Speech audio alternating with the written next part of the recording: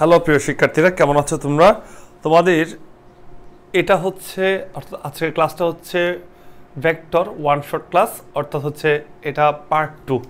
বুঝতে পেরেছো? অর্থাৎ পার্ট 1-এর ক্লাস কিন্তু আমরা নিয়ে ফেলছি। তোমরা সবাই পার্ট 2 দেখার আগে পার্ট 1-এই দেখে আসবা। আর পার্ট 1 যদি বাদ দাও তাহলে তোমার কিন্তু কিছু এমসিকিউ মিস যাইতে পারে। তো পার্ট 2 দেখলেও হবে, বাট তুমি পার্ট 2-র আগে কিন্তু পার্ট 1 দেখলে তোমার এমসিকিউগুলো সব ক্লিয়ার হয়ে যাবে। আমি একটু বলে রাখি, আমরা বেসিকের উপর ক্লাস নিচ্ছি, ভেক্টর ওয়ান শট ক্লাস। তো আমরা এরপর সিকিউ নিয়ে ওয়ান শট আসবো, তারপর এমসিকিউ নিয়ে কিন্তু আমরা ওয়ান শট আসবো। বুঝতে পেরেছো?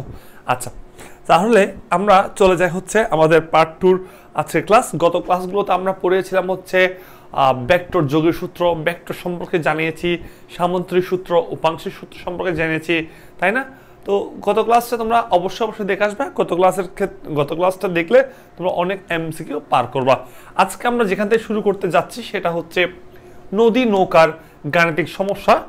আমরা দেখব নদী ও নৌকার গাণিতিক সমস্যা ফিজিক্সের মধ্যে সবচেয়ে ইম্পর্টেন্ট একটা পার্ট, অর্থাৎ ভেক্টরের সবচেয়ে ইম্পর্টেন্ট পার্ট হচ্ছে নদী নৌকার ম্যাথ।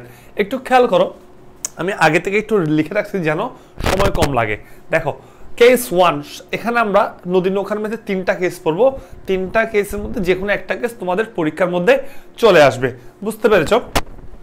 আচ্ছা, এখন আমাদের একটু বলে রাখি, সেটা হচ্ছে নদী নৌকার ম্যাথের প্রথম কেস কোনটা? প্রথম কেস হচ্ছে ভাইয়া ন্যূনতম দূরত্বে অথবা নদীর ঠিক বিপরীত বিন্দুতে অথবা সোজাসুজি পৌঁছানো অথবা প্রস্থ বরাবর পৌঁছানো, অর্থাৎ ন্যূনতম দূরত্বে পৌঁছানো। অর্থাৎ ন্যূনতম দূরত্ব না বলো, সর্বনিম্ন দূরত্বে পৌঁছানো। পৌঁছানো মানে মনে রাখবা, একটা কথা ভাইয়া বলেই ফেলি আগে থেকে, পরে আর বলবো কিনা মনে নাই। মনে হয় পৌঁছানো, পৌঁছানো কথাটা যদি বোঝায় তাহলে তুমি বুঝতে হবে এটা তোমার লব্ধি। এটা তোমার কি পৌঁছানো বিষয়টা যদি বলে বুঝতে হবে এটা তোমার লব্ধির কথা বলা হয়েছে। এখন একটু খেয়াল করো, তুমি একটা নৌকা ধরো, এটা হচ্ছে একটা নদী, নদীতে স্রোত কাজ করতেছে, তাই না? স্রোত এদিকে কাজ করতেছে। এখন মনে করো এখানে এটা হচ্ছে নৌকাটা। বুঝতে পেরেছো? এটা হচ্ছে নৌকাটা। এই নৌকা নিয়ে তুমি এ প্রান্ত থেকে এ প্রান্তে যাবা। বুঝতে পেরেছো? তো এ প্রান্ত থেকে এ প্রান্ত গেলে তো সোজাসুজি পৌঁছাইতে হবে, অর্থাৎ এই বিন্দু থেকে ঠিক বিপরীত বিন্দু এটা, অথবা সোজাসুজি তোমাকে পৌঁছাইতে হবে, অথবা ন্যূনতম দূরত্বে তোমাকে পৌঁছাইতে হবে। বুঝতে পেরেছো? বা লম্বালম্বি নদীটা কি হতে হবে, পার হয়ে ওপারে যেতে হবে। এভাবে যদি বলে মনে রাখতে হবে তোমার এই বরাবর যাইতে হবে, কিন্তু তোমার স্রোত কাজ করছে এই বরাবর, অর্থাৎ স্রোতের বেগকে আমরা ইউ ধরে নিই। ইউ হচ্ছে স্রোতের বেগ, ইউ হচ্ছে কার বেগ? ইউ হচ্ছে স্রোতের বেগ। ইউকে আমরা স্রোত বরাবর বেগ ধরে নিয়েছি। এটা হচ্ছে কি পৌঁছানোর বেগ, পৌঁছানোর বেগকে আমরা লব্ধি বলেছি, এটা হচ্ছে আর। এখন তুমি এদিকে পৌঁছানোর জন্য তুমি যদি নৌকা যদি এদিকে যাত্রা করো তাহলে জীবনও এই জায়গায় পৌঁছাবে না। কেন? কারণ তুমি যাচ্ছ এদিকে, স্রোত তোমাকে ঠেলে এই জায়গায় নিয়ে যাবে। তার মানে তোমার লব্ধি যদি আর হইতে হয়, এই বরাবর হতে হয়, অবশ্যই তোমাকে নৌকাটা পাড়ি দিতে হবে এই বরাবর। অর্থাৎ তোমার নৌকার বেগ হইতে হবে ভি বরাবর, মানে অর্থাৎ এ বরাবর বেগটা হতে হবে। স্রোত তোমাকে ঠেলে এমন মানে কি কোথায় নিয়ে যাবে? এই যে এই বিন্দুতে নিয়ে যাবে, অর্থাৎ আর বরাবর তোমার যাত্রা হয়, অর্থাৎ আর বরাবর তোমার পৌঁছানো হয়ে যাবে। অর্থাৎ তুমি এদিকে পৌঁছাচ্ছ, এদিকটা হবে তোমার লব্ধি। খেয়াল করো, ইউ এবং বি এর মধ্যবর্তী কোণকে আমরা আলফা বলি, এবং লব্ধি যার সাথে কোণ উৎপন্ন করে বা স্রোতের সাথে কোণ উৎপন্ন করতেছে এটাকে ধরো আমরা থিটা বলছি, তাই না?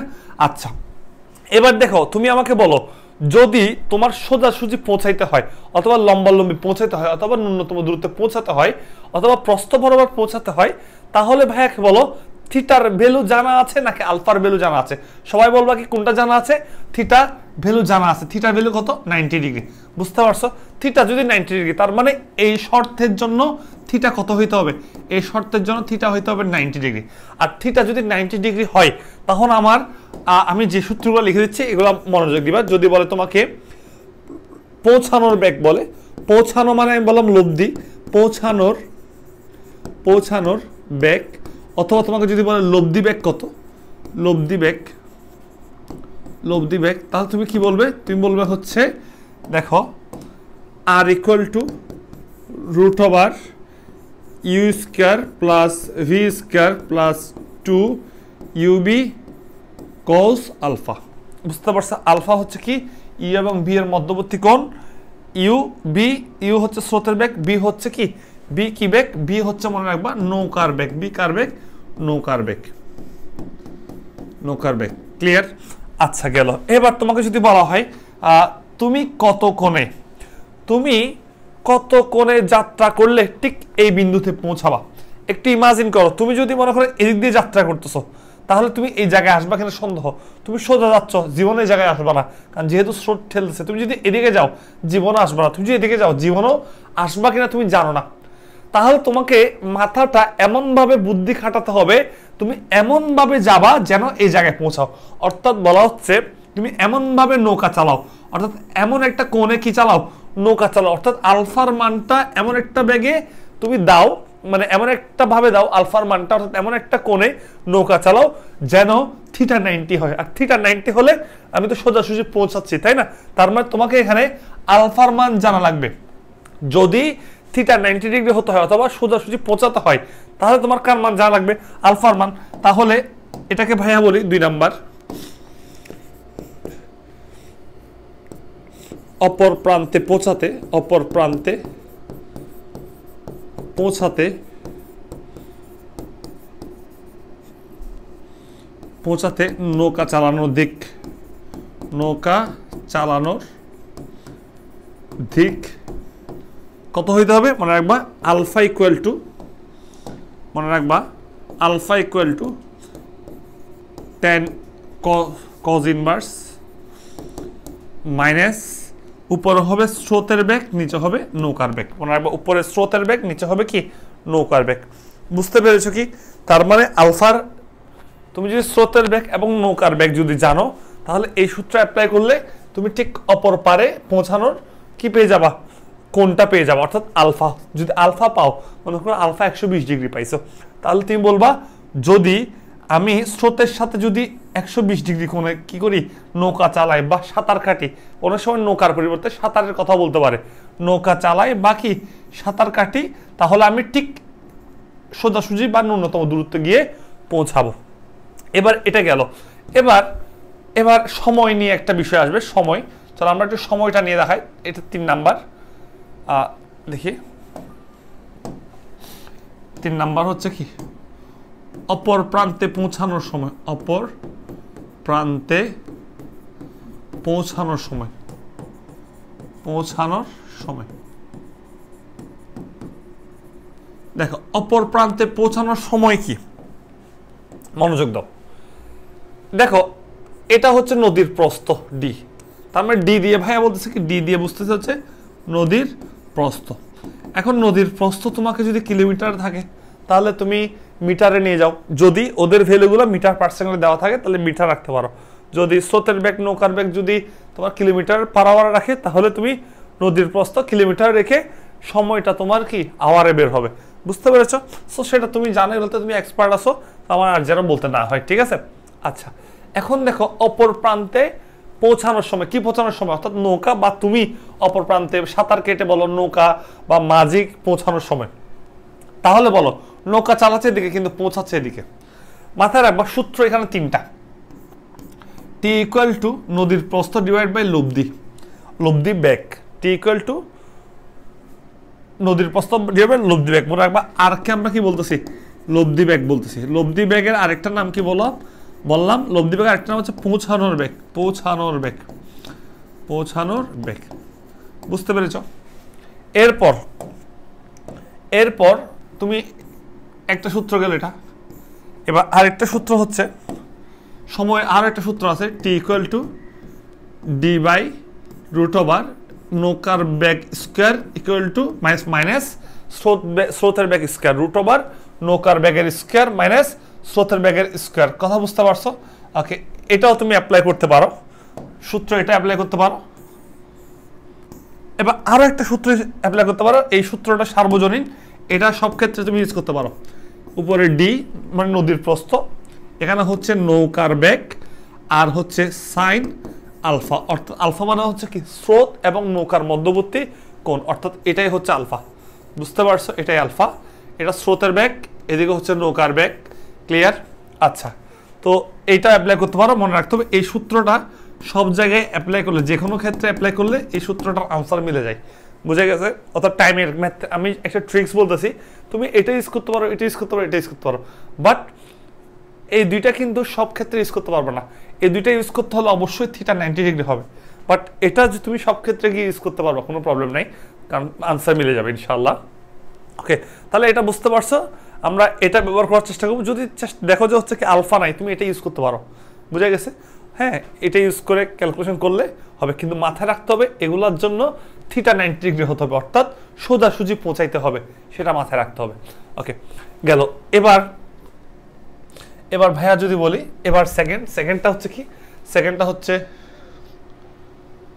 আমি দেখো সেকেন্ডটা হচ্ছে কি, দেখো এতক্ষণ ছিলাম সোজাসুজি, এতক্ষণ এখানে ছিলাম সোজাসুজি পৌঁছাইছি।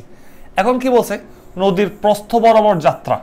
এখন যাত্রা মানে হচ্ছে নৌকার বেগ, কত তুমি ওই রাস্তা দিয়ে যাচ্ছ, ওই রাস্তায় পৌঁছানে বলছে কি সোজাসুজি পৌঁছায় নেই বলে নেই, তোমাকে বলছে সোজাসুজি যাত্রা করছে, মানে তুমি যাচ্ছ, তার মানে তোমার নৌকার বেগটা এখন হবে এই বরাবর, এদিকে তুমি যাচ্ছ, এটা হচ্ছে তোমার নৌকার বেগ ভি। বুঝা গেছে? এখন এ বরাবর যাচ্ছ, তাহলে এদিকে কার বেগ থাকে? এদিকে হচ্ছে স্রোতের বেগ থাকে ইউ। এখন ভাইয়াকে বলো, এটা স্রোতের বেগ, এটা হচ্ছে নৌকার বেগ। বুঝতে পারছো? এখন তুমি কি এদিকে নৌকা চালাই, স্রোত যদি এদিকে যায়, তাহলে তুমি কি এখানে পৌঁছাবা নাকি এই জায়গায় পৌঁছাবা?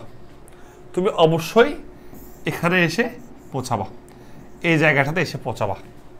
আমার কথা বুঝতে পেরেছি কিনা? ক্লিয়ার? আশা করি ক্লিয়ার। তো এখানে পৌঁছাবা, পৌঁছানোর পর তার মানে তোমার নৌকা আগে ছিল এখানে, আগে ছিল মনে করো এই জায়গায় নৌকা ছিল, এখন নৌকা আছে মনে করো এই জায়গায়, রাইট? কারণ তুমি এই বরাবর পৌঁছাইছো। পৌঁছানোর ব্যাগকে আমরা আর দিয়ে প্রকাশ করি, কি দিয়ে প্রকাশ করি? আর। এটা হচ্ছে লব্ধি ব্যাগ। তো লব্ধি ব্যাগের সূত্র কি আমরা জানি? লব্ধি ব্যাগের সূত্র পৌঁছানোর ব্যাগ, ভাই আর লিখি, পৌঁছানোর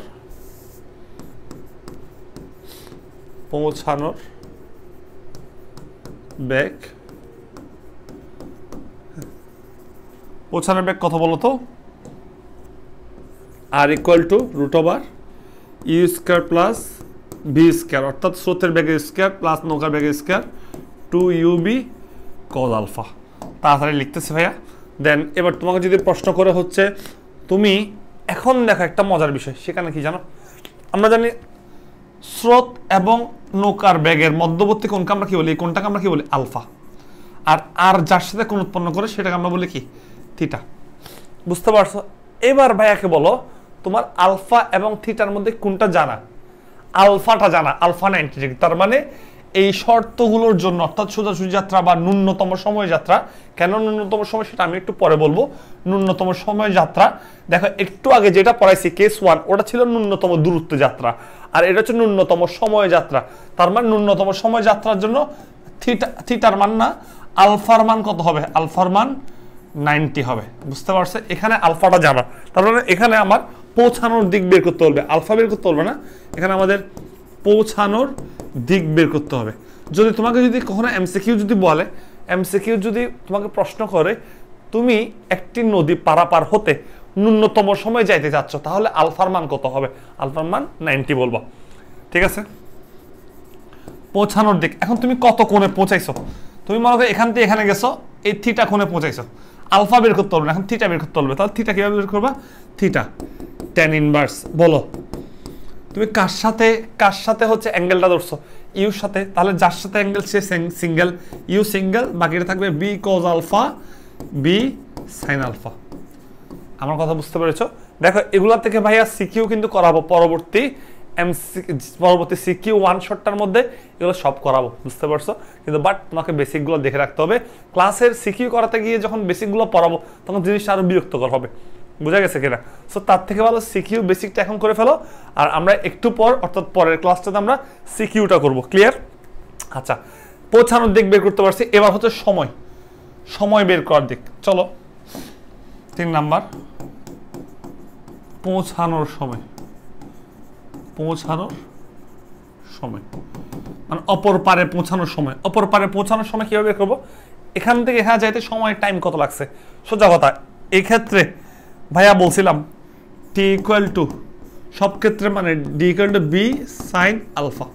আলফার মান কত বলতো? এটার ক্ষেত্রে আলফার মান হচ্ছে 90। হ্যাঁ, আলফার মান কত? 90, ডি বি সাইন 90। দেন সুতরাং টি ইকুয়াল টু কত পাবা? ডি বাই বি পাবা। কথা বুঝতে পারছো? এটা ইউজ করতে পারো অথবা এটা ইউজ করতে পারো, যে কোনো একটা ইউজ করলে হবে, জাস্ট আলফার মানটা জানা আছে, তাই না? গেল। তাহলে পৌঁছানোর সময় খেয়াল করো, আমরা কিন্তু এগুলো এক প্রকার শেষ করে ফেলতেছি, কিন্তু আমরা আবার এগুলোতে আবার আসবো। কেন জানো?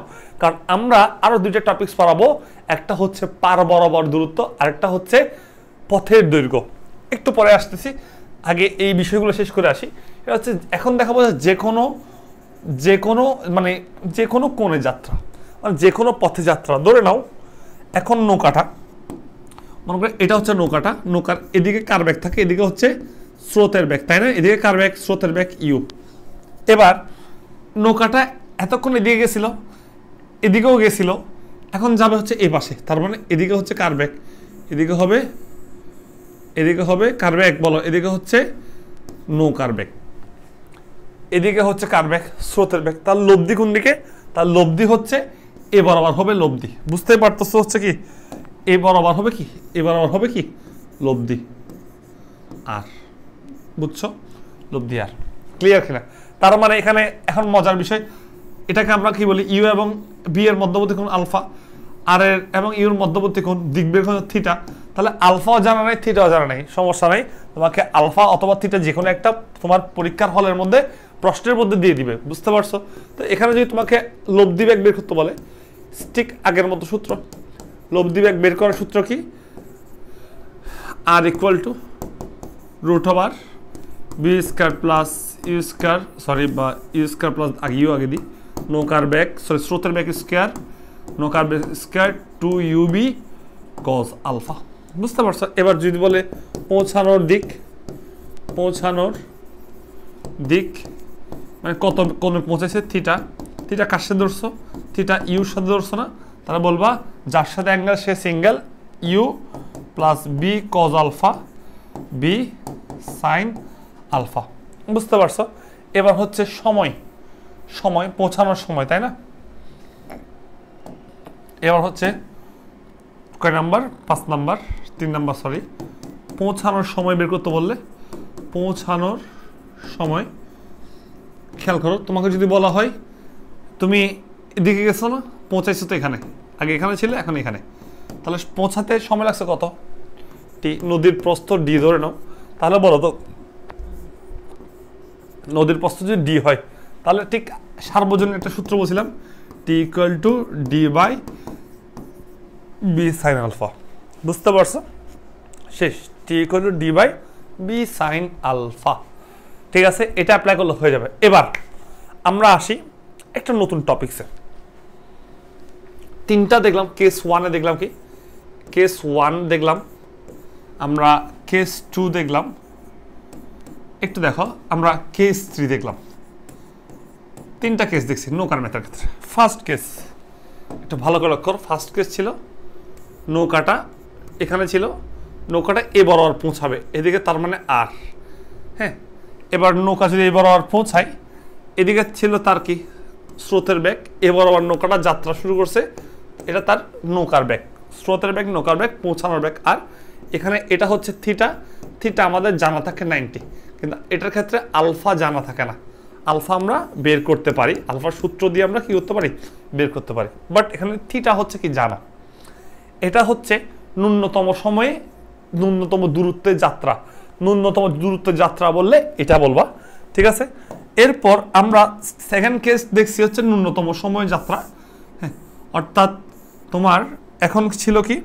তোমার এটা ছিল নৌকা, তুমি এদিকে ছিল স্রোতের বেগ ইউ, তুমি নৌকা নিয়ে পাড়ি দিছো এদিক দিয়ে, দিক দিয়ে, এদিকে হচ্ছে নৌকার বেগ, তুমি পৌঁছাইছো এই বরাবর পৌঁছাইছো, এটা হচ্ছে তোমার পৌঁছানোর বেগ।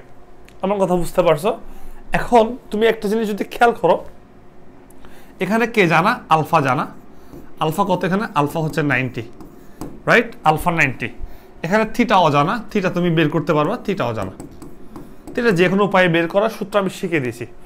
3 নাম্বার কেস পড়ছো কি? 3 নাম্বার কেসটা ছিল যে কোনো যাত্রা, অর্থাৎ মনে করো হচ্ছে সে এখানে ছিল, এদিকে স্রোতের বেগ ইউ, এ বরাবর সে যাত্রা করছে নৌকার বেগ বি, এবং পৌঁছাইছে হচ্ছে এ বরাবর, এটা হচ্ছে আর। এখানে আলফাও অজানা, থিটাও হচ্ছে কি অজানা। এখন একটু খেয়াল করো, এখানে আলফা এবং কি থিটা দুইটাই অজানা, সমস্যা নেই, তোমাকে যে কোনো একটা জানাই দিবে, বুঝতে পারছো? একটা জানালে তুমি আরেকটা বের করতে পারবে, এটা কোনো না কোনোভাবে। এবার একটু খেয়াল করো, একটা প্রশ্ন আসবে, এখন একটা প্রশ্ন আসবে, সেটা হচ্ছে পার বরাবর দূরত্ব। খেয়াল করো, পার বরাবর দূরত্ব। এখন পার বরাবর দূরত্ব যদি তোমাকে বের করতে বলে, এখন পার বরাবর দূরত্ব সেটা হচ্ছে চেনার বিষয়, কোনটাকে আমরা পার বরাবর দূরত্ব বলতেছি। দেখো, একটা নৌকা ছিল এখানে, এখন আছে এখানে, সে কিন্তু পার বরাবর সরে নাই। আচ্ছা, সেটা এখনো বুঝি নাই, বুঝবো কিভাবে দেখি। এটার ক্ষেত্রে কেস 2 এর ক্ষেত্রে দেখো, একটা নৌকা ছিল এখানে, ছিল এই জায়গায়, এখন আছে হচ্ছে এই জায়গায়। তাহলে দেখো, সে প্রস্থ বরাবর হচ্ছে এইটা সরছে, অর্থাৎ ডি সরছে, এটা হচ্ছে প্রস্থ বরাবর দূরত্ব, ডি তোমাকে জানাই দেওয়া থাকে। এবার ব্যাকে বলো, পার বরাবর কতটুকু সরছে, আগে ছিল এখানে, এখন আছে হচ্ছে এ বরাবর, অর্থাৎ পার বরাবর সে এতটুকু সরছে না, আগে ছিল এখানে, এখন আছে এখানে, অর্থাৎ এটাই হচ্ছে আমার পার বরাবর কি, পার বরাবর দূরত্ব। অর্থাৎ এটাকে আমরা বলবো হচ্ছে এক্স ধরে নি, কি ধরে নি, এক্স। সো তোমাকে পার বরাবর দূরত্ব এক্স বের করতে বললে চোখ বন্ধ করে সূত্র, তিনটার জন্য হচ্ছে সেম। একটা হচ্ছে u plus b cos alpha into d by B sine alpha, এই সূত্রটা মনে রাখবো। এখন ইউ স্রোতের বেগ, বি নৌকার বেগ, আলফা তো জানো। এখন খেয়াল করো, তোমার কাছে প্রশ্ন আসতে পারে, ভাইয়া এটার ক্ষেত্রে কেমন হবে পার বরাবর দূরত্ব? আচ্ছা, নৌকাটা আগে এখানে ছিল, এটার ক্ষেত্রে কেস 3 এর ক্ষেত্রে এখন নৌকা আছে এই জায়গায়, এখন বলতো পার বরাবর কতটুকু সরে গেছে, আগে ছিল এখানে, এখন আছে এখানে, অর্থাৎ আমি বলতে পারি না পার বরাবর সে এ পরিমাণে সরে গেছে, এটাই হচ্ছে আমার এক্স। ঠিক এটার জন্য সূত্র সেম, পার বরাবর দূরত্ব। তো অনেকে মনে করে পার বরাবর দূরত্ব হচ্ছে এখান থেকে এখানে, এটা ভুল কথা। তুমি আগে কই ছিলে, এখন কই আসো, তার পার বরাবর দূরত্ব। আর প্রস্থ বরাবর দূরত্ব হচ্ছে এটা। এবার এটার জন্য কি হবে, এখন এটার জন্য একটু অদ্ভুত, সে ছিল এখানে, সে এখন আছে এখানে, দেখো পার বরাবর দূরত্ব কি এ পাশে সরে নাই, বুঝতে পারছো? তাহলে পার বরাবর দূরত্ব এটার ক্ষেত্রে কি শূন্য। তার মানে তুমি ক্যালকুলেশন করলে দেখবা হচ্ছে কি, এটার জন্য এই সূত্রটা অ্যাপ্লাই করলে পার বরাবর দূরত্ব শূন্য আসবে, এটার জন্য পার বরাবর দূরত্ব পাবা, এটার জন্য পার বরাবর দূরত্ব পাবা, বুঝছো? এবার 4 নাম্বার একটা আসে, সেটা হচ্ছে পথের দৈর্ঘ্য। পথের দৈর্ঘ্য, পথের দৈর্ঘ্য। এখন কথা হচ্ছে পথের দৈর্ঘ্য মানে কি, বলো তুমি কোন পথে পৌঁছাইছো, তুমি বলো ভাইয়াকে, তুমি কোন পথে পৌঁছাইছো, ভাইয়াকে বলো তুমি কিন্তু এই পথে পৌঁছাইছো, এই পথে পৌঁছাইছো। এটার ক্ষেত্রে অর্থাৎ কেস 2 এর ক্ষেত্রে কোন পথে পৌঁছাইছো, তুমি এটা এই পথে পৌঁছাইছো। কেস 3 এর ক্ষেত্রে কোন পথে পৌঁছাইছো, যে এই পথেই পৌঁছাইছো, যেটা তোমার লব্ধি বেগ ছিল ওই পথেই মূলত হচ্ছে তুমি পৌঁছাইছো, ঠিক আছে? তার মানে এখানে পৌঁছানোর দূরত্ব, অর্থাৎ হচ্ছে তুমি যে পথে পৌঁছাইছো ওই পৌঁছানোর দূরত্বটা বা দৈর্ঘ্যটা বের করতে বলছে, ঠিক আছে? বা পথের দৈর্ঘ্য বের করতে বলছে। আচ্ছা, তার মানে এই পথের দৈর্ঘ্যটা আমরা কি হবে, সূত্র মনে রাখবা। দেখো, এটা এই পথের দৈর্ঘ্যটাকে আমি মনে মনে এস ধরে নিই। এস কি ধরে নিব, পথের দৈর্ঘ্য মনে মনে এস। এটা হচ্ছে কি দেখো, এটা এক্স, এ বরাবর হচ্ছে নদীর প্রস্থ, দেখো না ডি। তার মানে দূরত্ব তিনটা, এক্স ও দূরত্ব, এস ও দূরত্ব, ডি ও দূরত্ব। ডি এবং এক্স জানা হবে। ডি জানার সূত্র তোমরা জানো, ওই টাইম থেকে বের করতে পারবো। এক্স বের করার সূত্র তোমরা জানো, ডি বলে দেওয়া থাকতে পারে, এক্স বের করার সূত্র জানো। এবার এস বের করা ইজি, পিথাগোরাস অ্যাপ্লাই করো, s equal to root over d square plus x square. তিনটার ক্ষেত্রে সেম পথ বরাবর, অর্থাৎ তিনটার ক্ষেত্রে হচ্ছে কি পথের দৈর্ঘ্য আমরা শিখে ফেলছি, পার বরাবর দূরত্ব আমরা শিখে ফেলছি। সো তুমি এগুলো অ্যাপ্লাই করলে, ম্যাথ অ্যাপ্লাই করলেই পারবা, বুঝতে পারছো? আচ্ছা, এবার আমরা দ্রুত আরো সামনে আগাই, আমাদের মেইন টপিক শেষ। এখান থেকে ম্যাথ করতে গেলে অবশ্যই আমাদের সিকিউ ওয়ান শট ক্লাসটা দেখতে হবে। সিকিউ থেকে আমরা ক্লাসগুলো ভালো করে করব, বুঝতে পেরেছো? আচ্ছা, তো তোমার বেসিকটা থাকা থাকবে, যখন সিকিউ আমরা ক্লাস করবো তখন আমি সিকিউ ক্লাসে বলবো আগের ক্লাসের বেসিকগুলো ক্লিয়ার করে রাখার জন্য। এবার আমরা দেখবো হচ্ছে স্রোতের অনুকূলে ও প্রতিকূলে হচ্ছে নৌকা। আচ্ছা, তার আগে এখানে একটু বলে রাখি, মনে রাখবে এখানে 3টা কেস দেখতেছো। যদি প্রশ্ন করে কোন কেসে ও পারে যাতে, নদীর এ পার থেকে ওই পারে যাইতে সময় তোমার কি লাগবে, সবচেয়ে কম লাগবে, তুমি চোখ বন্ধ করে বলবা এই কেসটার নাম কি ছিল, ন্যূনতম সময় বা সর্বনিম্ন সময়। মনে রাখবা তুমি যখন নৌকাটা নিয়ে সোজাসুজি পার হবা, সোজাসুজি যাত্রা শুরু করবা, সোজাসুজি কি নৌকা নিয়ে যাত্রা শুরু করবা, তুমি যেখানে পৌঁছাও এটা ম্যাটার না, কিন্তু ওই পারে যাওয়ার জন্য কোনটা মানে ওই পার আগে টাচ করার জন্য কোনটা দারুণ প্রসেস।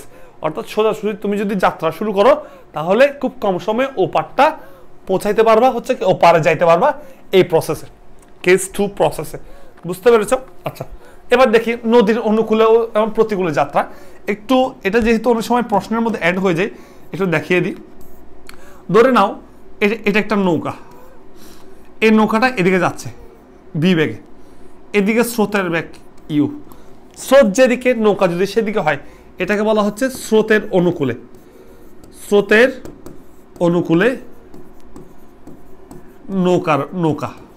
নৌকার হ্যাঁ স্রোতের অনুকূলে যাচ্ছে, এবং স্রোতের অনুকূলে নৌকার বেগ আমরা সবসময় যোগ করি ইউ প্লাস বি। এবার স্রোতের প্রতিকূলে, তার মানে উল্টা হবে, নৌকা মনে করো যাচ্ছে এদিকে, স্রোত যাচ্ছে এদিকে, অর্থাৎ এদিকে হচ্ছে স্রোতের বেগ ইউ, এদিকে হচ্ছে নৌকার বেগ বি। মনে রাখতে হবে প্রতিকূল তখনই হবে যদি নৌকার বেগ বড় হবে, স্রোতের বেগ কম হবে। মনে রাখবা স্রোতের প্রতিকূলে নৌকার বেগ বি মাইনাস ইউ, বড়টা থেকে ছোটটা বিয়োগ। এবার তোমাকে যদি বলা হয়, তোমাকে যদি বলে প্রশ্নের মধ্যে যদি দেওয়া হয়, দেখো তোমার প্রশ্নের মধ্যে অনেক কিছু ঘুরাতে পারে। যদি বলে স্রোতের অনুকূলে নৌকার বেগ দেওয়া আছে 18 কিলোমিটার পার আওয়ার, আর দেওয়া আছে স্রোতের প্রতিকূলে নৌকার বেগ দেওয়া আছে মনে করো 6 কিলোমিটার পার আওয়ার, তুমি কি করবা? তুমি তাহলে এবার তুমি তো কি জানো, তুমি এগুলো জানো, কিন্তু তুমি স্রোতের বেগ কত নৌকার বেগ কত সেটা জানো না।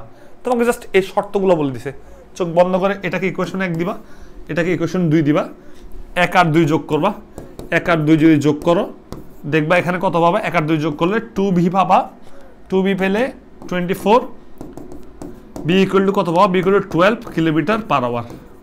এবার v এর মান 1 নঙে বসাও, 1 নঙে বসাও, b এর মান যদি 1 নঙে বসাও তাহলে 1 নঙে বসালে u equal to 6 kilometre per hour পাবা। সো এভাবে করে স্রোতের বেগ এবং নৌকার বেগ তুমি জানতে পারবা। বুঝতে পেরেছো? তো এটা ক্লিয়ার তোমার বিষয়টা। সো আমরা একটু দ্রুত বলতেছি কারণ তোমার তো বেসিক তো অনেক ইম্পর্টেন্ট, তাই না? আমরা চলে যাচ্ছি ভেক্টর বীজগণিত। ভেক্টর বীজগণিতের সর্বপ্রথম যে অংশটা সেটা হচ্ছে মানে ভেক্টর স্থানাঙ্ক।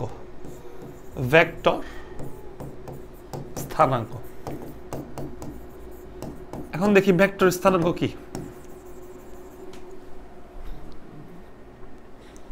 আচ্ছা দেখি ভেক্টর স্থানাঙ্ক কিভাবে করব, মনোযোগ দাও।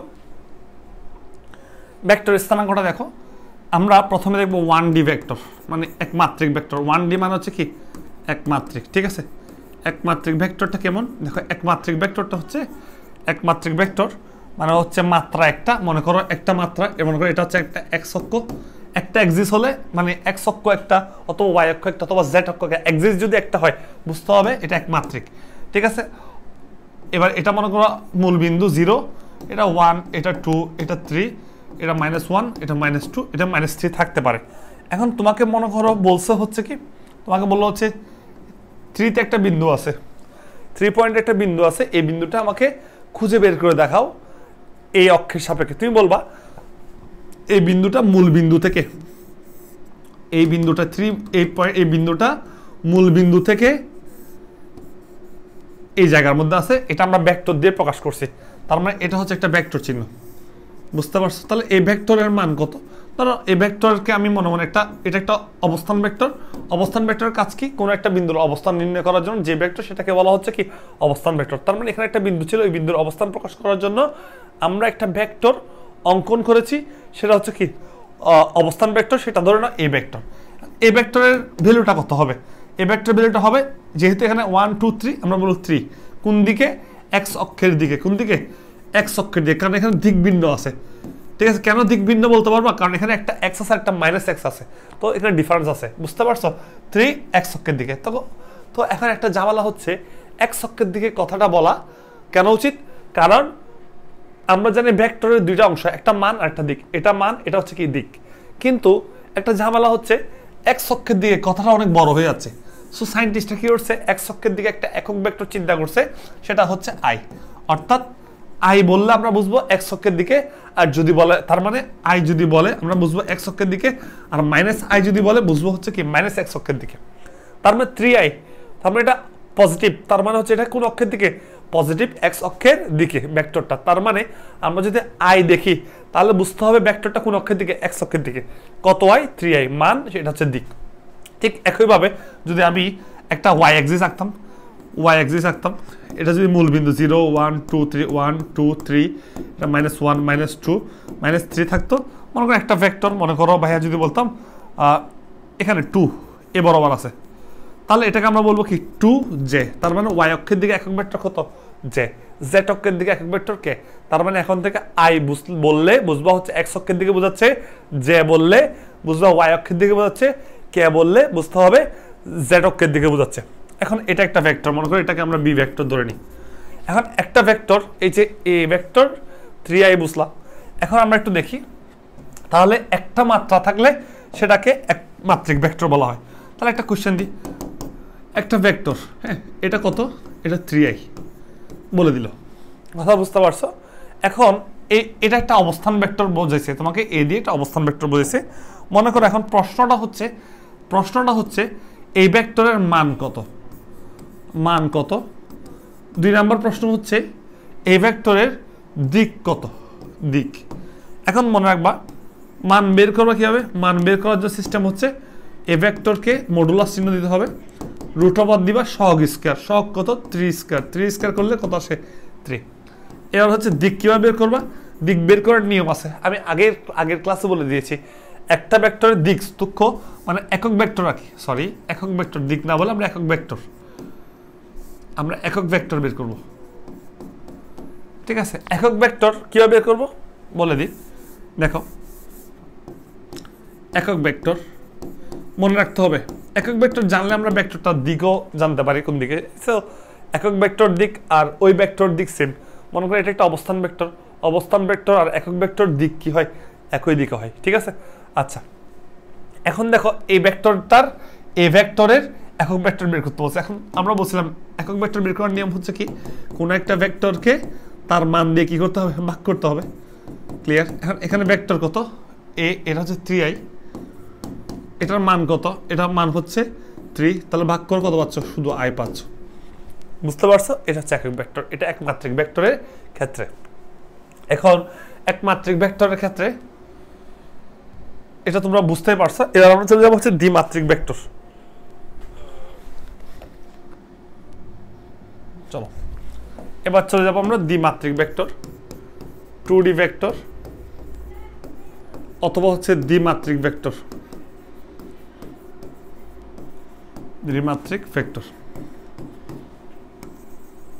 এখন দেখো 2D ভেক্টর কি বুঝবা? অর্থাৎ হচ্ছে তোমার এখানে 2D যেহেতু বলছে দুইটা মাত্রা, এটা x মনে করো, এটা -x, এটা y, এটা কি -y। বুঝতে পারছো? ধরুন এটা 0.1 2 3, এদিকে 1 2 3, এদিকে মনে করো -1 -2, এদিকে মনে করো -1 আছে, -2, মানে আরও আছে পাশে। আমি অল্প ছোট করে দেখালাম। মনে করো হচ্ছে আমি এখানে একটা পয়েন্ট টানলাম, এটা পয়েন্ট। এখন বললাম এই পয়েন্টের অবস্থান কোনটা, অর্থাৎ এই বিন্দুর অবস্থান কোথায়। তার মানে একটা বিন্দুর অবস্থান কোথায় সেটা বোঝার জন্য একটা কি লাগে? অবস্থান ভেক্টর লাগে। ধরুন আমি এটা হচ্ছে সেই অবস্থান ভেক্টর, ধরুন হচ্ছে এটা হচ্ছে সেই অবস্থান ভেক্টর।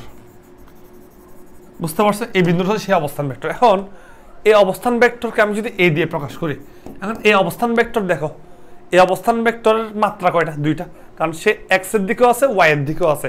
তার মানে সেটা কিভাবে বের করবো? বা তুমি আমাকে বলো এই অবস্থান ভেক্টরকে তুমি কিভাবে খুঁজে পাবা?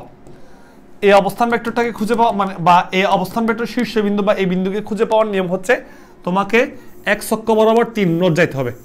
তার মানে তোমার একটা ভেক্টর কাজ করতেছে ax ভেক্টর, ধরুন এটা ax ভেক্টর, ax ভেক্টর কত হচ্ছে, ax ভেক্টর হচ্ছে 3i, i কেন x অক্ষের দিকে, ক্লিয়ার।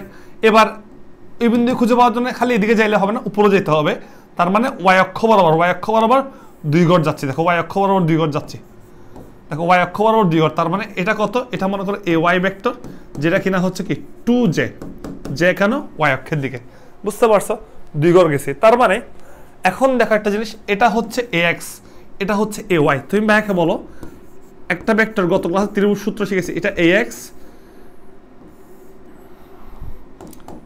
গত ক্লাসে তোমাদেরকে শিখেছিলাম, এটা মনে করো ay ভেক্টর, ত্রিভুজ সূত্র শিখেছি।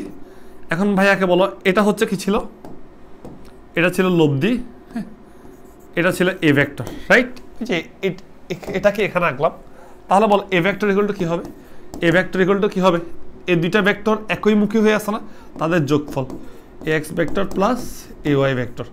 এখন এখান থেকে ভাইয়া লিখতে পারি না, বলো ax সমান কত, ax সমান 3i, আর ay সমান কত, ay সমান ওই পাশে দেখো 2j, বুঝতে পারছো, তাহলে a ভেক্টর, তাহলে এই যে এটা একটা অবস্থান ভেক্টর, তার মানে a ভেক্টরের মানটা হচ্ছে 3i প্লাস 2j।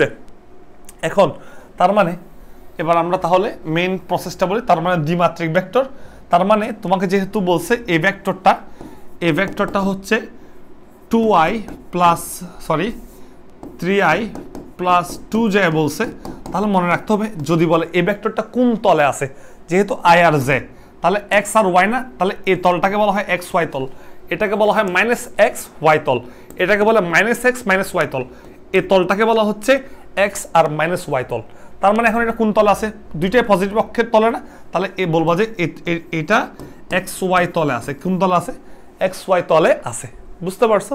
তো তলটা জিজ্ঞেস করতে বুঝবে কি হবে, i আর j দেখে, যদি দেখো যে i আর k আছে, তাহলে চোখ বন্ধ করে বলবে এরা হচ্ছে x z তলে, বুঝতে পারছো। অর্থাৎ তুমি এই রাশিগুলো দেখলে, অর্থাৎ এই দিকগুলো দেখলে বলতে পারবা কোন তলে আছে।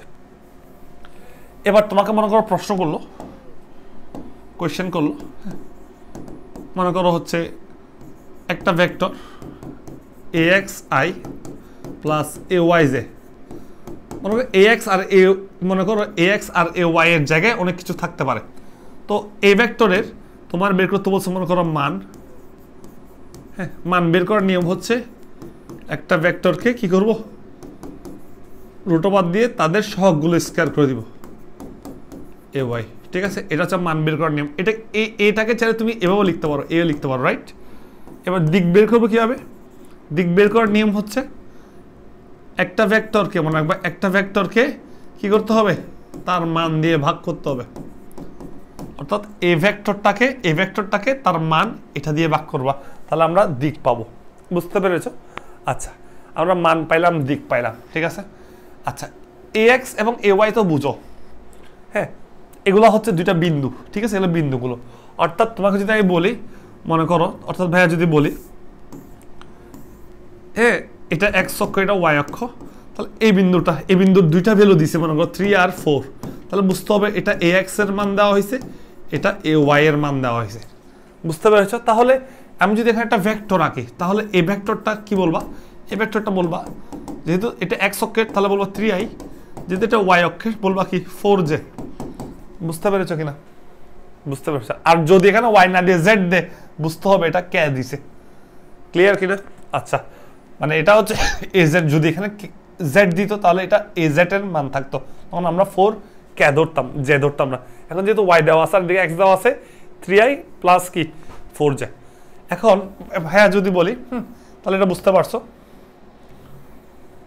এবার প্রশ্ন দিই, কোয়েশ্চেনটা আমি একটু তাড়াহুড়া করে দিচ্ছি, কারণ আমাদের কিন্তু অনেক টাইম নষ্ট হয়ে যাবে, মানে আমাদের কম সময়ের মধ্যে অনেক কিছু পড়াতে হবে, আমাদের আরও অনেক পড়া আছে, কিন্তু ভয় লাগতেছে হচ্ছে এটা ভিডিওটা অনেকক্ষণ হয়ে গেছে, জানি না হচ্ছে কতক্ষণ আর চান্স থাকে, যে তাড়াতাড়ি করি। ও মনে করো হচ্ছে তোমাকে একটি বিন্দু দিছে, একটি বিন্দুর 3,2 বিন্দু আছে আর কি, ঠিক আছে, পি ভেক্টরের, পি একটা ভেক্টর যার 3,2 বিন্দু দেওয়া আছে। হ্যাঁ, তোমাকে বললো প্রথম প্রশ্ন করলো অবস্থান ভেক্টর নির্ণয় করো, অবস্থান ভেক্টর নির্ণয় করো। ঠিক আছে, দ্বিতীয় প্রশ্ন করলো মনে করো ভেক্টরটার মান নির্ণয় করো। তৃতীয় প্রশ্ন করলো হচ্ছে মনে করো একক ভেক্টর নির্ণয় করো, একক ভেক্টর। আমি বারবার দিক বলতেছি, একক ভেক্টর হবে, বুঝতে পারছো? দিক না, এটা হচ্ছে একক ভেক্টর। তুক্ক বারবার ভুল করতেছি, একক ভেক্টর, একক ভেক্টর নির্ণয় করো। ঠিক আছে, তাহলে বলো, যদি বলে কি করবা? দেখ 3 এবং 2 দেওয়া আছে, তাহলে যেহেতু x আর y এর ধরে নাও, তাহলে p ভেক্টর ইকুয়াল টু বলবা 3i, কিছু না বললে x y ধরবা, মানে হচ্ছে 3i 2j।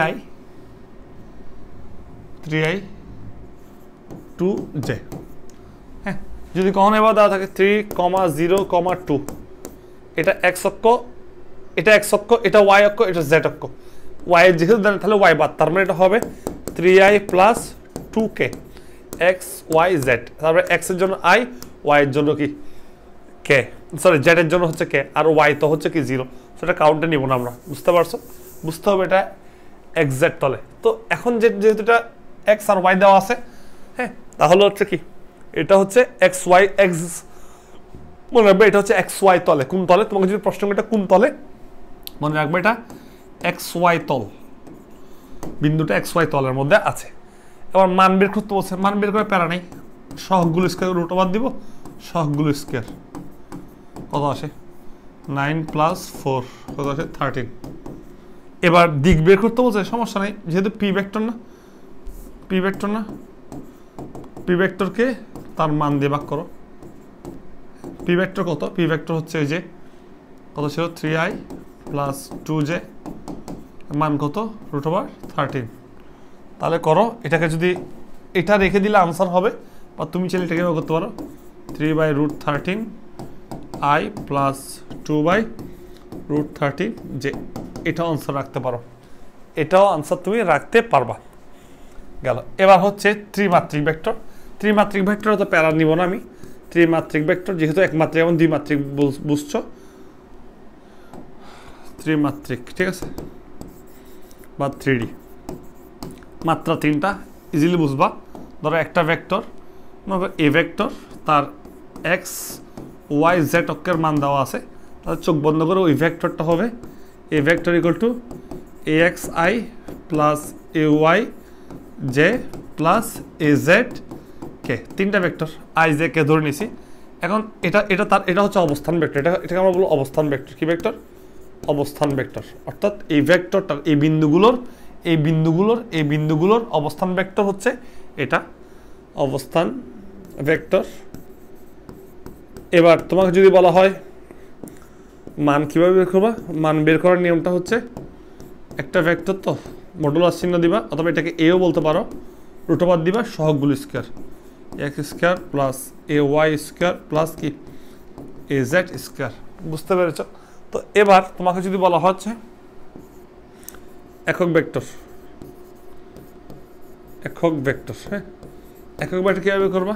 মনে রাখবে একটা ভেক্টরকে তার মান দিয়ে ভাগ করবা, একটা ভেক্টরকে তার মান দিয়ে ভাগ করলে কি পাবা? একক ভেক্টর পাবা। তো এটাও তুমি বের করতে পারবা। সো আমি এখান থেকে আর না করাই, তুমি এটা বাসায় গিয়ে প্র্যাকটিস করবা। এবার তোমার কি পড়ানো আছে? এবার হচ্ছে ভেক্টরের বীজগাণিতিক যোগ, ভেক্টরের বীজগাণিতিক যোগ, বীজগাণিতিক যোগ ও বিয়োগ। কি বলতেছি? ভেক্টরের বীজগাণিতিক যোগ ও বিয়োগ। মনোযোগ দাও। ভেক্টরের বীজগাণিতিক যোগ ও বিয়োগ কি করবা? মনে করো এ ভেক্টর দেওয়া আছে, normal 3i plus 4j minus 2k। আরেকটা ভেক্টর দেওয়া আছে বি ভেক্টর, মনে করো i plus 2j plus k। ঠিক আছে, এবার দেওয়া আছে মনে করো, ঠিক আছে। এখন তোমাকে প্রশ্ন করলো হচ্ছে ভাইয়া, তোমাকে যদি প্রশ্ন করে এই দুইটা ভেক্টর যোগফল কত, এটা বীজগাণিতিক যোগ। তোমরা যোগ দুই ধরনের শিখছো, একটা হচ্ছে জ্যামিতিক যোগ, আরেকটা বীজগাণিতিক যোগ। জ্যামিতিক যোগটা হচ্ছে ত্রিভুজের সাহায্যে, সামুদ্রিক সূত্রের সাহায্যে শিখেছি, আর এটা বীজগাণিতিক যোগ, এটা হচ্ছে বীজগণিতের মতো করে এ যোগ বি বলছে। বলো দুইটা ভেক্টর যোগ করলে আমরা কি পাই? মনে রাখবা দুইটা ভেক্টর যদি যোগ করি, ভেক্টর যোগ ভেক্টর, দুইটা ভেক্টর যোগ করলে আমরা নতুন একটা ভেক্টর পাবো। ওই নতুন ভেক্টরের নাম কি বলতো? নতুন ভেক্টরের নাম হচ্ছে লব্ধি। নতুন ভেক্টরটার নাম কি? লব্ধি। আর যাদের কারণে লব্ধি উৎপন্ন হয়েছে অর্থাৎ ওদেরকে আমরা বলবো কি? ওদেরকে বলবো হচ্ছে উপাংশ। কি বলবো? ওদেরকে উপাংশ বলবো। তাহলে উপাংশের যোগফলের কারণে লব্ধি হয়েছে, বুঝতে পারছো? তার মানে দুইটা ভেক্টর যোগ করলে আমরা কিন্তু এখানে কি পাবো? লব্ধি পাবো। ধরো এটা লব্ধিটা হচ্ছে মনে করো আর, এটা লব্ধি বলতে পারি, রাইট? লব্ধি। এবার দেখো R equal to A plus B. তোমাকে যদি লব্ধি বের করতে বলে অর্থাৎ এ প্লাস বি বের করতে বলছে আর কি, অর্থাৎ দুইটা যোগফল বের করতে বলছে। যোগ তিন আইয়ের সাথে 1i যোগ করলে 4i।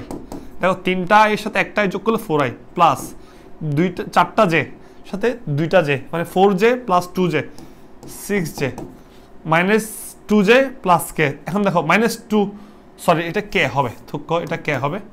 মাইনাস 2k থেকে কে, দেখো মাইনাস 2 থেকে কে মানে আরো একটা কে থেকে যাই, এটা হচ্ছে আনসার।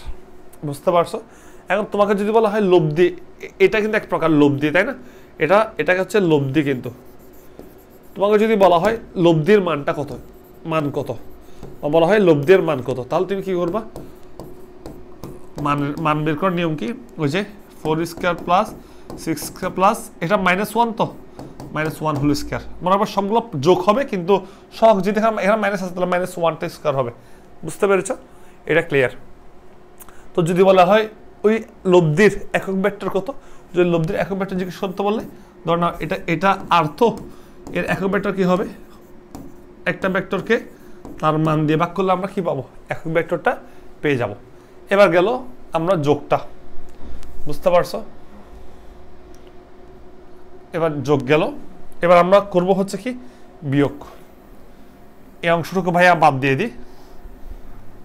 এবার আমরা করব হচ্ছে বিয়োগ। বিয়োগ বিয়োগ করো অর্থাৎ a মাইনাস বি করো, a মাইনাস বি করো। a মাইনাস বি কিভাবে করবা? a আর b মাইনাস করো, বুঝতে পারবা? দেখো ভালো করে দেখো কি করবা? 3i লিখবা, 4j লিখবা, -2k লিখবা। এবার মাইনাস দিয়ে কি লিখবা? b এর গুলো লিখো, b এর গুলো লিখো, b এর গুলো সব লিখো, b এর গুলো লিখো। দেখি b এর গুলো লিখো, b এর গুলো মাইনাস b এর গুলো লিখো, i plus 2j plus k। এবার লিখলা, লেখার পর 3i প্লাস 4j এগুলোকে এক জায়গায় নিয়ে আসো, -2k। এবার মাইনাস চিহ্নটা তুলে দাও, i মাইনাস চিহ্নটা তুলে দিলে এটা প্লাসটা কি হয়ে যাবে?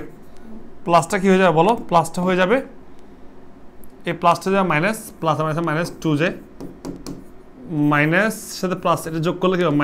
-k করো। এবার করো কত আসে? 3i থেকে -i বিয়োগ দাও, তাহলে 2i। 4j থেকে -2j করো, -2j। এবার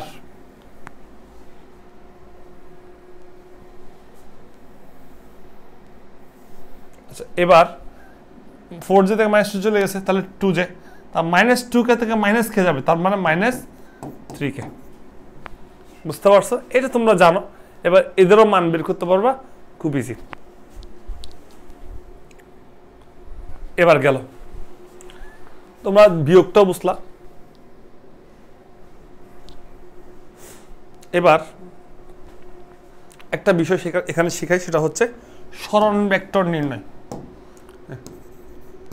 সরণ ভেক্টর নির্ণয় অথবা দুইটি বিন্দুর মধ্যবর্তী দূরত্ব নির্ণয়। কি লিখছি? সরণ ভেক্টর নির্ণয় না হয় দুইটি বিন্দুর মধ্যবর্তী দূরত্ব নির্ণয়। ঠিক আছে? সরণ ভেক্টর নির্ণয় না হয় দুইটি বিন্দুর মধ্যবর্তী দূরত্ব নির্ণয়। এবার মনে করো তোমাকে এখানে একটা ভেক্টর দেওয়া আছে, এই ভেক্টরটা মনে করো দেওয়া আছে, এ দেওয়া আছে, বিন্দু দেওয়া আছে 1 2 1 এখানে দেওয়া আছে মনে করো বি ভেক্টর 1 -1 2 দেওয়া আছে, বুঝতে পারছো? এ এবং বি এর দুইটা বিন্দু দেওয়া আছে, বুঝে গেছে? এখন তোমাকে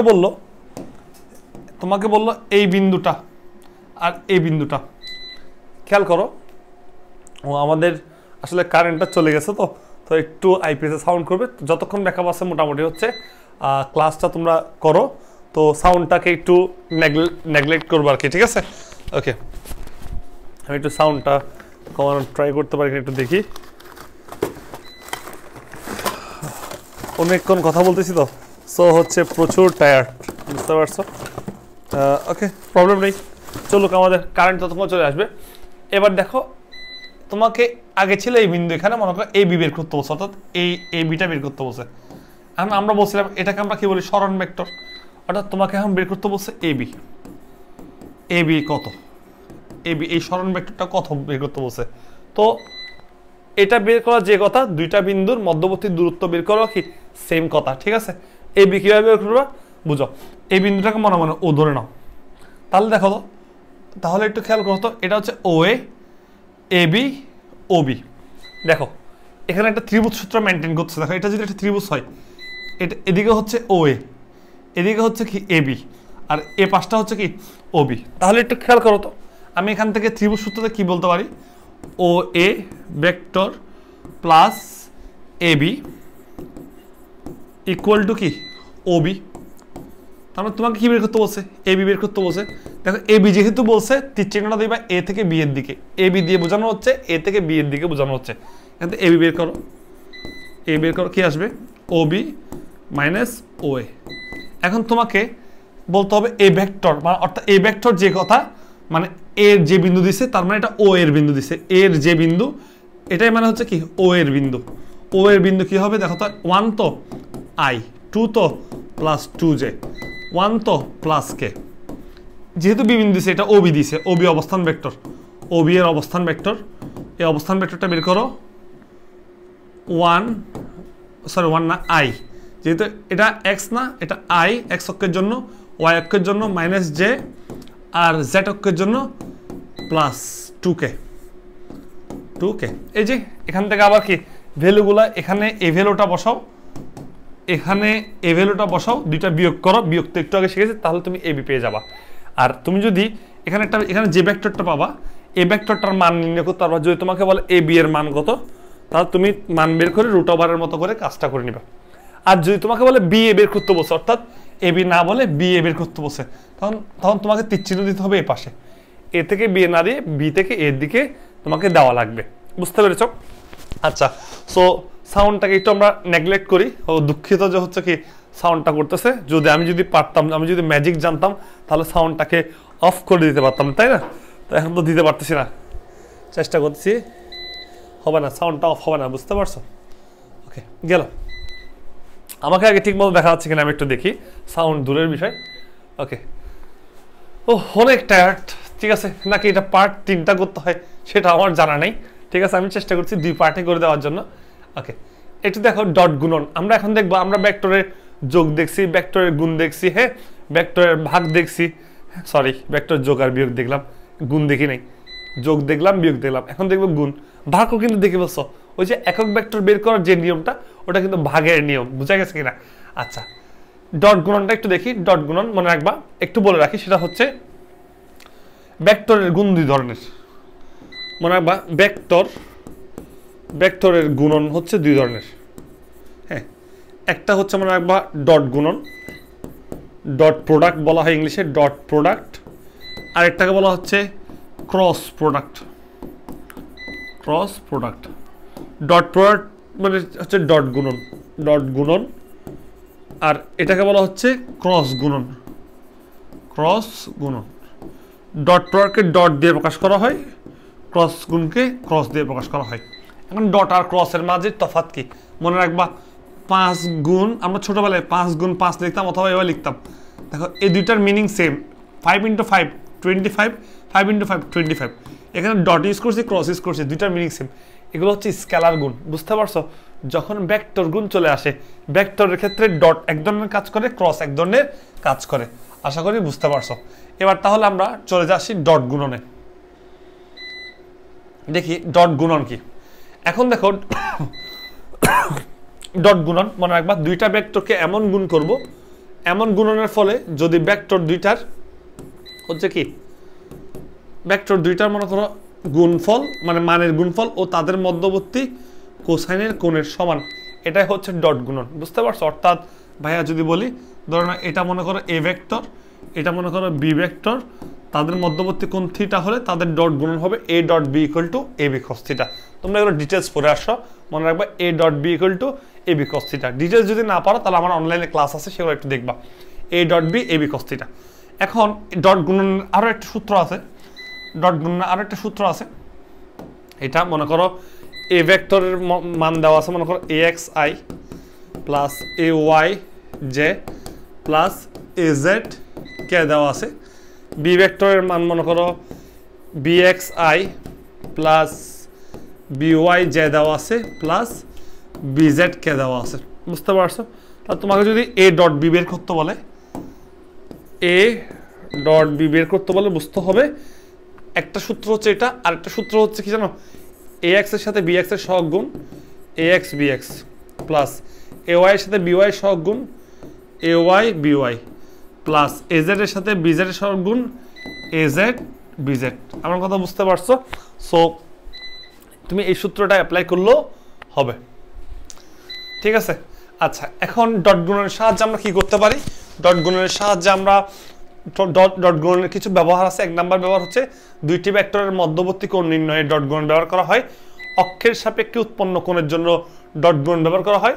লম্ব বিক্ষেপের জন্য ডট গুণন ব্যবহার করা হয়। দুইটি ভেক্টর পরস্পর লম্ব আছে কিনা তা যাচাইয়ের জন্য ডট গুণন করা হয়। এই চারটা কারণে ডট গুণন করতে হয়। বুঝতে পারছো? তাহলে আমি একটু দেখি। প্রথমে দুইটি ভেক্টরের মধ্যবর্তী কোণ নির্ণয়ে ডট গুণন। মনে রাখবা, তোমাকে যদি একটা কোশ্চেন দেওয়া থাকে, একটা ভেক্টর মনে করো এ দেওয়া আছে আর একটা ভেক্টর মনে করো বি দেওয়া আছে, বোঝা গেছে? এখন তাদের মধ্যবর্তী কোণ থিটা দেওয়া আছে। থিটা জানো না কিন্তু এ এবং বি জানো।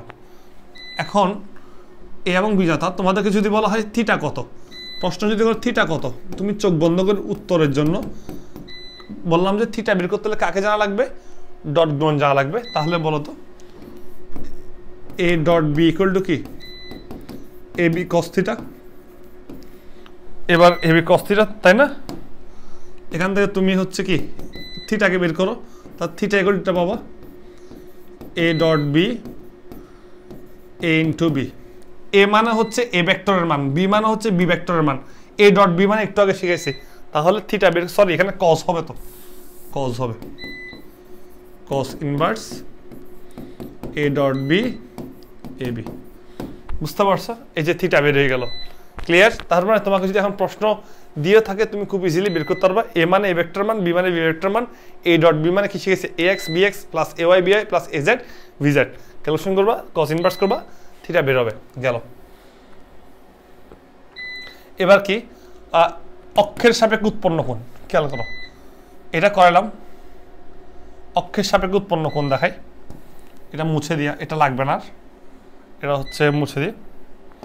2 নাম্বার, অক্ষের সাপেক্ষে উৎপন্ন কোণ বলতে ধরো নাও এটা এক্স অক্ষ, এটা ওয়াই অক্ষ, ধরে নাও এটা জেড অক্ষ।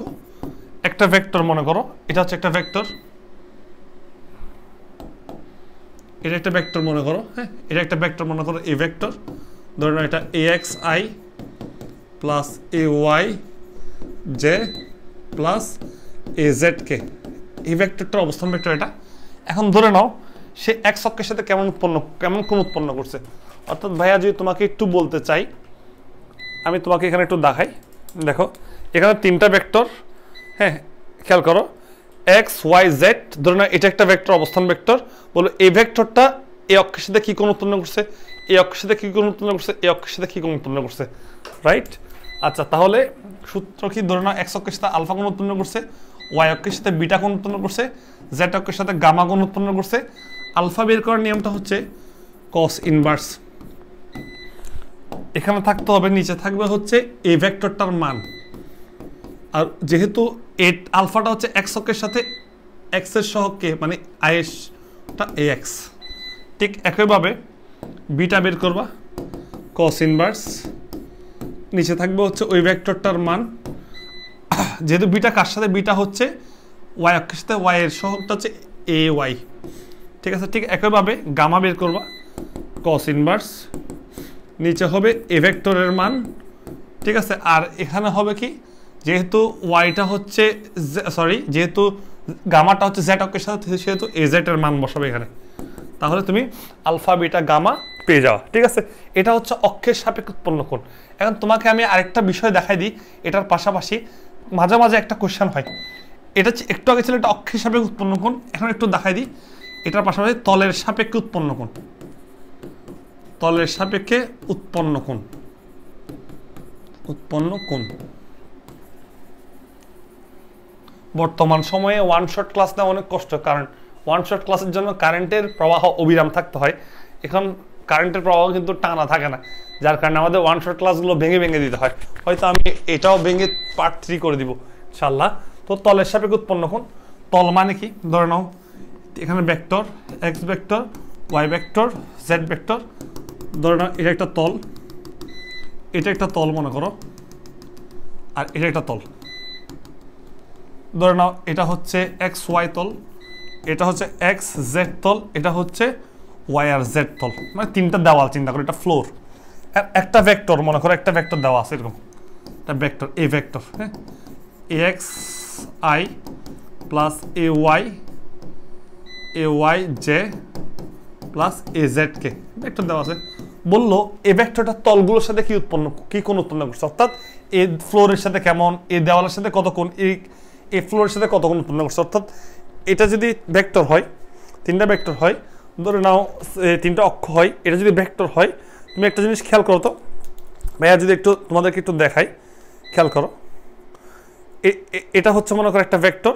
তো এখানে তিনটা তল দেখতে পাচ্ছ, একটা এ তল, একটা এ পাশে তল, আর একটা কিন্তু এ পাশে তল। তো তিনটা তল, এই ভেক্টরটা এই তলের সাথে কত কোণ উৎপন্ন করবে, এই তলের সাথে কত কোণ উৎপন্ন করবে, এই তলের সাথে কত কোণ উৎপন্ন করবে, সেটাই আমরা কি করব, সেটাই আমরা তোমাদেরকে বের করে দেখাবো। কারেন্টটা কখন যে আসবে, কারেন্টটা আসলে ভালো লাগতো, একটু অপেক্ষা করো 2 মিনিট।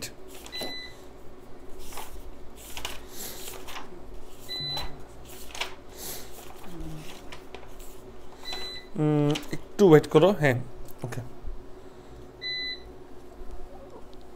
মনে রাখবা সূত্র, ধরো এই তলের সাথে উৎপন্ন কোণ, এটাকে মনে করো হচ্ছে কি, এই তলের সাথে উৎপন্ন কোণ, এটাকে মনে করো তুমি কি ধরতো, থিটা এক্স জেড ধরতে পারো। এটা এক্স ওয়াই তল না, এই তলের সাথে উৎপন্ন কোণ ধরে নাও, ধরো এই তলের সাথে উৎপন্ন কোণ হচ্ছে থিটা এক্স ওয়াই ধরে নাও।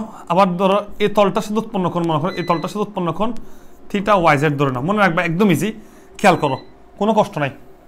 কীভাবে বের করবো, থিটা প্রথমে এক্স ওয়াই বের করবো, এক্স ওয়াই কার সাথে আছে, এক্স আর ওয়াই এর তলে আছে, সেটা আমরা এখানে ট্যান ইনভার্স লিখবো।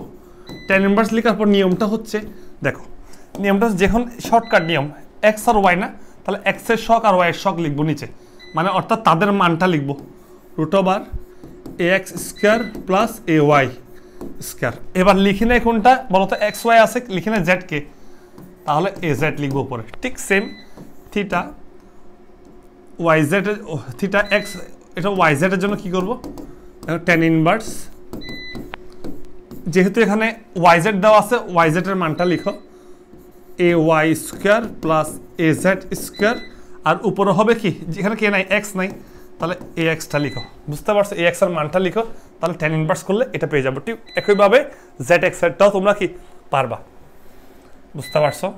তাহলে আমাদের অক্ষের সাপেক্ষে উৎপন্ন কোণও শেষ হয়েছে, ঠিক আছে, গেল এটা শেষ, এটাও শেষ। এবার তলের সাপেক্ষে, এটার পাশাপাশি কি তলের সাপেক্ষেটাও পড়াইছি, তলেরটাও পড়াই দিছি, রাইট। এখন বাকি আছে কি, লম্ব অভিক্ষেপ অংশক বা উপাংশ নির্ণয়, আর এটা হচ্ছে কি দুইটি ভেক্টর পরস্পর লম্ব কিনা তা যাচাই, বুঝতে পারছো। হয়তো আমি আইপিএস চার্জের জন্য হয়তো এই ক্লাসটা মানে ডটের জন্য, ডটের পরে হচ্ছে কি আমি ক্লাসটা স্টপ করে দেওয়ার ট্রাই করব, যদি কারেন্ট আসলে তো টানা চলতে থাকবে, যদি হয় তাহলে ডটের পর থেকে আমরা কি আরেকটা নতুন ক্লাস লেকচার বানাবো, ঠিক আছে। এদিকে লম্ব অংশ উপাংশ, একটু দেখি লম্ব অংশ উপাংশটা কি হবে।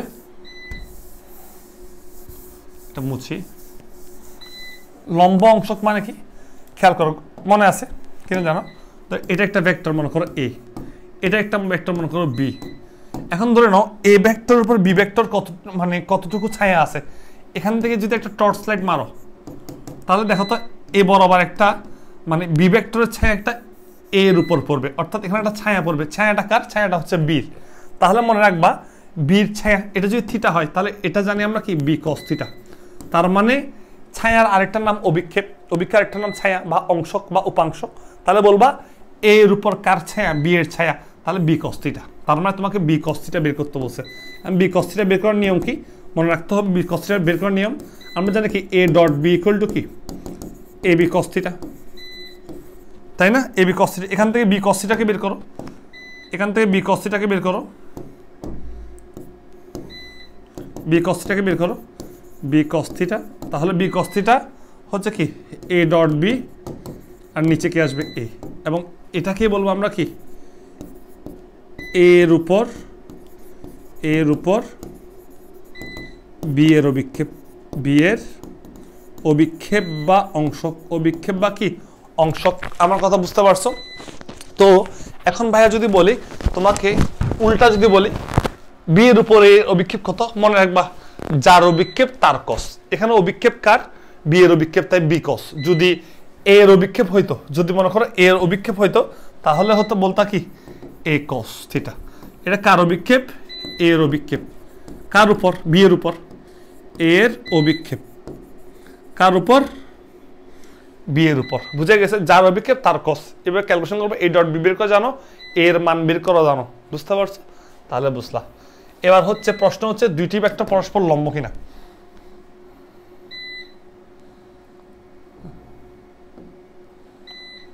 দুইটা ভেক্টর পরস্পর লম্ব কিনা জানতে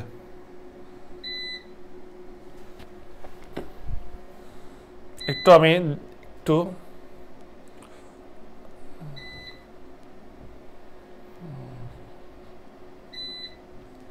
দেখি দুইটি ভেক্টর পরস্পর লম্ব কিনা তা আমরা জানবো। ঠিক আছে, দুইটি ভেক্টর পরস্পর লম্ব কিনা। দুইটি ভেক্টর পরস্পর লম্ব হবে যদি কি A dot B equal to কি হয় 0 হয়, অর্থাৎ দুইটা ভেক্টর ডট গুণন 0 হলে তারা পরস্পর কি হবে? লম্ব হবে। বুঝতে পারছো? অর্থাৎ এটা এ ভেক্টর, এটা ভি ভেক্টর, হ্যাঁ, তাদের মধ্যবর্তী থিটা কত? 90 ডিগ্রি। হ্যাঁ, তারা লম্ব হবে যদি তাদের ডট গুণন কি হয়? 0 হয়। তো এভাবে কয়েকটা ম্যাথ আসে। ম্যাথটা হচ্ছে মনে করো তোমাকে এ ভেক্টরের মান দেওয়া হবে, হ্যাঁ, বি ভেক্টরের মান দেওয়া হবে, তুমি বলবে হচ্ছে কি এ আর বি লম্ব হবে কিনা। যদি এরকম দেওয়া থাকে তুমি কি করবা? এ আর বি ডট করবা, এ আর বি কি করবা? ডট গুণন শিখেছি, A x B x plus A y B y plus A z B z. Dot গুণন করবা, দুইটার সহগগুলা গুণ করে যোগ করে তারপর সেখানে যদি 0 আসে, তাহলে বুঝবা কি লম্ব, আর 0 না আসলে লম্ব না। বুঝতে পারছো? 0 আসলে কি লম্ব, আর যদি দেখা যায় এ ডট বি কি নট ইকুয়াল টু 0 আসছে তাহলে লম্ব হবে না। আমি একটু তাড়াহুড়ো করে পড়ছি। এবার আরেকটা কোশ্চেন আসতে পারে এভাবে, মনে করো বলবে A vector equal to i plus 2j plus k ও v vector equal to 2i plus mj minus k. ঠিক আছে, এবার দিয়ে ভেক্টরটা, হ্যাঁ, বলবে m এর মান কত হলে,